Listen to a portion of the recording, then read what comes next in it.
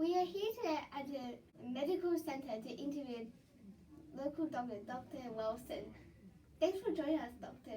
Wilson. My pleasure, Amy.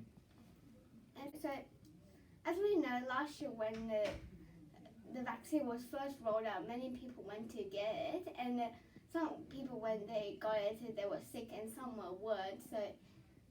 So, in your opinion, who should get the vaccine and who shouldn't? Yeah. Well, I guess everyone should get the vaccine, really. The number of doses, it depends on the age and the health risk factors, but everyone really should get it.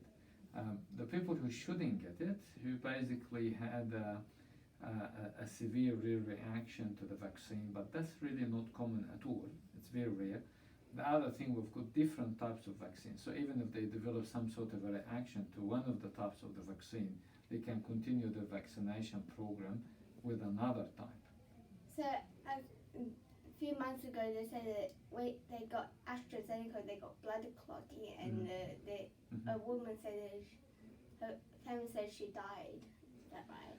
Well, that was very unfortunate, but the thing is that's usually not the fault of the vaccine.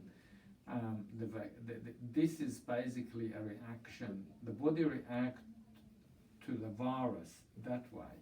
So as the COVID-19 can cause clotting. The infection can cause clotting. So when people get the vaccine, which is similar to the virus, the immune system can react in a certain way that basically cause, again, the clotting, or it can cause, let's say, inflammation around the heart with some other types of vaccine. And I know that if you get the COVID first, then you don't need to get the vaccine as well. Some people. Not really, because basically we know there is a lot of mutation of the virus, so there is no guarantee that the strain that I had as an infection will be the same strain that I can get it later. So it's always good to get the vaccine and different types of the vaccine, so I'm broadening the range of immunity against the virus. Yeah, and as we know, getting the vaccine is the first thing to defend yourself from COVID, avoiding going to hospital. And what other things can people do to keep themselves safe and away from COVID after they're getting the vaccine?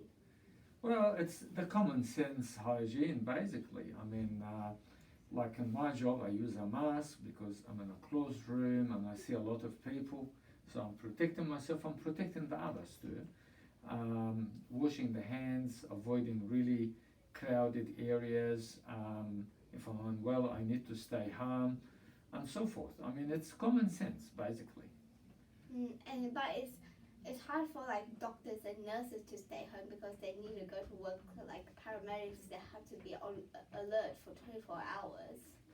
Yeah, but I mean, if I'm unwell, and then I need to basically stay home at least until I get tested and until I feel I get better, because I don't want to add problems to the people's problems, if you know what I mean.